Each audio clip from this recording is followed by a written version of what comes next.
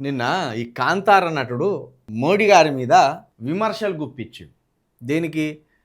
ప్రధాని మోదీపై కాంతార నటుడి విమర్శలు. ఇజ్రాయెల్ ఇరాన్ ఉద్రిక్తతల వేళ ఐకమత్యంగా ఉండాలన్న ప్రధాని మోదీ పిలుపుపై కాంతార నటుడు కిషోర్ మండిపడ్డారు. దేశాన్ని కులమతాల వారీగా విభజించి ప్రజల మధ్య విద్వేషాన్ని నింపిన తర్వాత మళ్ళీ అందరం ఒకటి అనడంపై ఆయన సోషల్ మీడియాలో విమర్శలు గుప్పించారు. ప్రధాని అనాలోచిత నిర్ణయాల వల్ల దేశం ఇప్పటికే ఎన్నో సవాళ్లు ఎదుర్కొంటుందని, ఇకనైనా విద్వేష రాజకీయాలు ఆపాలని అన్నారు. కన్నడ నటుడు తెలుగులో కూడా చాలా సినిమాల్లో నటించాడు కిషోర్ గారు. ఎంత ధైర్యం ఉండాలి నిజంగా. సినీ నటులు అంటే తమిళనాడు సినీ నటులు, అటు మలయాళం సినీ నటులు, ఇటు కన్నడలో కిషోర్ లాంటి వాళ్ళు కావచ్చు. వీళ్ళు సినిమాలలో నటించినప్పటికీ కూడా సమాజం మీద బాధ్యతతోటి మాట్లాడుతుంటారు. ముఖ్యంగా మర్చిపోయినాం ఇంకా ప్రకాష్ రాజ్ గారు, క్యారెక్టర్ ఆర్టిస్టు ప్రకాష్ రాజ్ గారు. వీళ్ళంతా సమాజం మీద బాధ్యతతోటి ప్రభుత్వాలు వాళ్ళని ఎంత ఇబ్బంది పెట్టినా ఏమాత్రం భయపడకుండా ప్రజల కోణంలో ప్రజా సమస్యల మీద ఎప్పటికప్పుడు గొంతు విప్పుతూ ఉంటారు. ఇక మన దగ్గర ఉన్నారా సన్యాసులు, మన దగ్గర మొత్తం సన్యాసులు. తెర మీద హీరోలు తప్పించి ఎవడు కూడా మన దగ్గర ఉన్నాడు రియల్ హీరో ఒక్కడు కాదు. అంత ధైర్యమే లేదు వాళ్ళకు. భజన ఎప్పుడు చిరుతలు అందుకుందామా అన్నట్టుంటారు మన దగ్గర, మన తెలుగు సినిమా నటులు. ఒక్కనికి కూడా గుండె స్థానంలో లేదు వాళ్ళకు, జారి లాగు స్థానంలోకి పోయింది వాళ్ళకు. ఎవడు నరుక్కొని సచ్చినా, ఎంత మత విద్వేషం రగల్చినా, ఎన్ని కులాల మధ్య కొట్లాటలు వచ్చినా కూడా ఒక్కడంటే ఒక్కడు కూడా మాట్లాడా. నోటితో బెల్లం పెట్టుకున్నట్టు వాళ్ళు ఆకాశం నుండి ఊడిపడ్డట్టు మాకు ఇది సంబంధమే లేదన్నట్టు ఉంటారు. చూడు, కన్నడ నటుడు ఎప్పుడు కులాల మధ్య మతాల మధ్య చిచ్చుపెట్టి ఇరాన్ ఇజ్రాయెల్ యుద్ధం జరుగుతున్న సమయంలో ఐకమత్యంగా ఉండాలంటే గ్యాస్ రాకపోయినా మీరు మాట్లాడొద్దు, పెట్రోల్ దొరకకపోయినా మీరు మాట్లాడొద్దు, నిత్యావసర ధరలు పెరిగినా మీరు మాట్లాడొద్దు, అందరూ ఎవరికి వారు ఆకలితోటి సావుర్రి అని ఇప్పుడు చెప్తాను అన్నట్టు మన మోదీ గారు. తెల్లారి లేస్తే మీ బత్తాయిలే కదా. అటు క్రిస్టియన్లను చూస్తేనేమో గొర్రె మతం వాళ్ళు, ఎడారి మతం వాళ్ళు, ఇటు ముస్లింలను చూస్తేనేమో వాళ్ళ మీద విద్వేషం. పోనీ ఈ మాలమాదిగలు, బీసీలు, ఎస్టీల మీద ఆధిపత్య కులాల దాడులు. ఇదే కదా నువ్వు నేర్పింది. నీ 13 ఏళ్ల పాలనలో భారతదేశం ఎక్కడికి పోయిందంటే రాతి యుగం నాటికి పోతుంది మెల్లగా. రాతి యుగం అంటే ఏంటిది? అజ్ఞానం. ఇంత విజ్ఞానవంతమైన ఈ యుగంలో అంతటి అజ్ఞానం. దీన్ని ఓ కన్నడ నటుడు ప్రశ్నించిండు. తెలుగు రాష్ట్రాలకు అత్యంత ప్రమాదకరమైన వ్యక్తి ఎవరైనా ఉన్నారంటే మొట్టమొదట పవన్ కళ్యాణే. పవన్ కళ్యాణ్ గారే ఈ తెలుగు రాష్ట్రాలకు అత్యంత ప్రమాదకారి. నేను చెగువేర వారసుడిని అన్న పవన్ కళ్యాణ్ ఇప్పుడు బత్తాయి వారసుడిగా మారిపోయాడు. ఎర్రజెండకు నేనే వారసుని అంటాడు, బహుజనవాదానికి నేనే వారసుని అంటాడు, సకల మార్పులకు నేనే వారసుని అంటాడు. తీరబోయి బీజేపీకి వారసుడైండు, బీజేపీకి దత్తపుత్రుడు అయిపోయాడు. తెలిసి తెలువని హిందూ యువకులందరికీ ఒక వెర్రిని రాజేస్తాడు. చంద్రబాబు నాయుడు హిందువు కాదా? జగన్మోహన్ రెడ్డి హిందువు కాదా? ఇక్కడున్న రేవంత్ రెడ్డి హిందువు కాదా? మనమంతా హిందువులం కాదా? వీళ్ళే హిందువులు అన్నట్టు, భరతమాతను వీళ్ళ భుజాల మీదనే మోసినట్టు ఒక భయంకరమైన విద్వేషాన్ని పవన్ కళ్యాణ్ రూపంలో ఈ దక్షిణ భారతదేశంలో రుద్దాలని విశ్వ ప్రయత్నాలు చేస్తుంది బీజేపీ. దానికి చంద్రబాబు నాయుడు సహకరిస్తాను.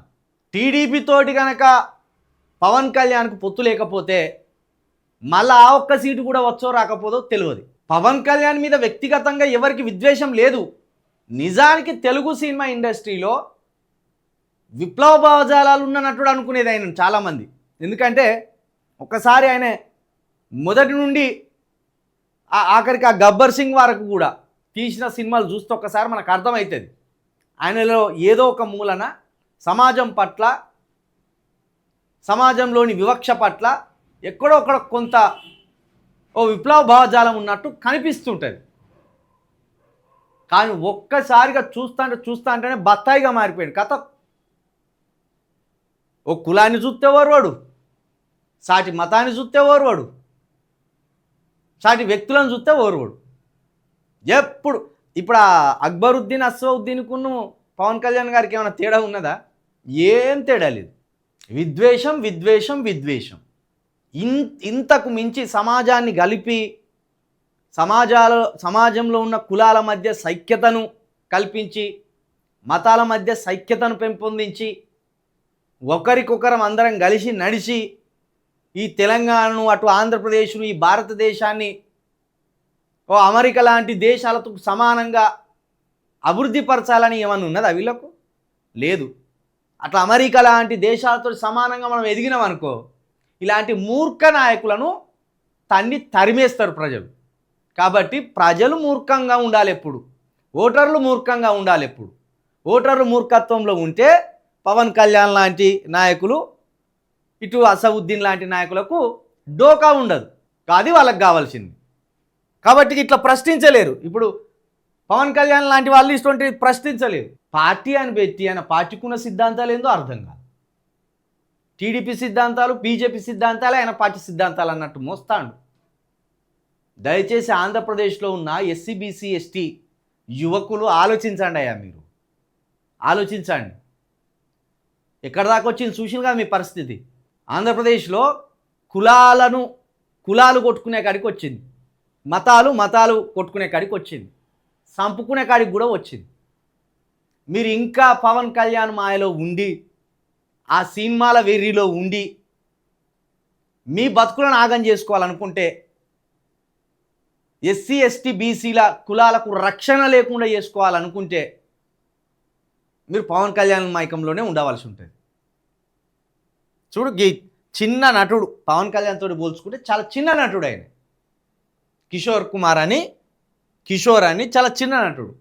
ఏమాత్రం భయపడకుండా దేశానికి కలిగే నష్టాన్ని, దేశ ప్రజలకు కలిగే నష్టాన్ని నిర్భయంగా ప్రకటించాడు. అసలు చిచ్చంతా పెట్టింది నువ్వే మోడీ గారు. కులాలు మతాల మధ్య భారతదేశంలో అన్ని దేశాల్లో ఉన్నట్టే భారతదేశంలో మతాలు ఉన్నాయి, కానీ ఏ దేశంలో లేనట్టు ఇక్కడ కులాలు ఉన్నాయి.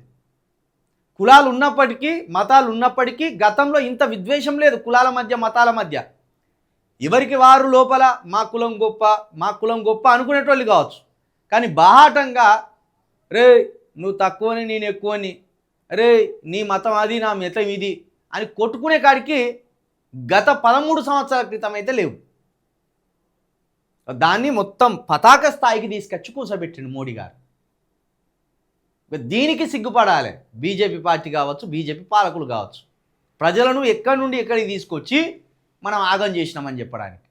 ఇక్కడ ఉన్న తెలుగు సినిమా నటులు ఎవరైతే ఉన్నారో కిషోర్ కుమార్ గారిని చూసి సిగ్గుపడండి. వాడెవడెవడో ప్రాపగాండ సినిమా తీస్తే దాని మీద ట్విట్లు పెడతాను. వీళ్ళు తెలుగు సినిమా నటులంతా ట్విట్లు పెడతాను. ఇక పవన్ కళ్యాణ్ పని అయిపోయింది. ఉస్తాద్ భగత్ సింగ్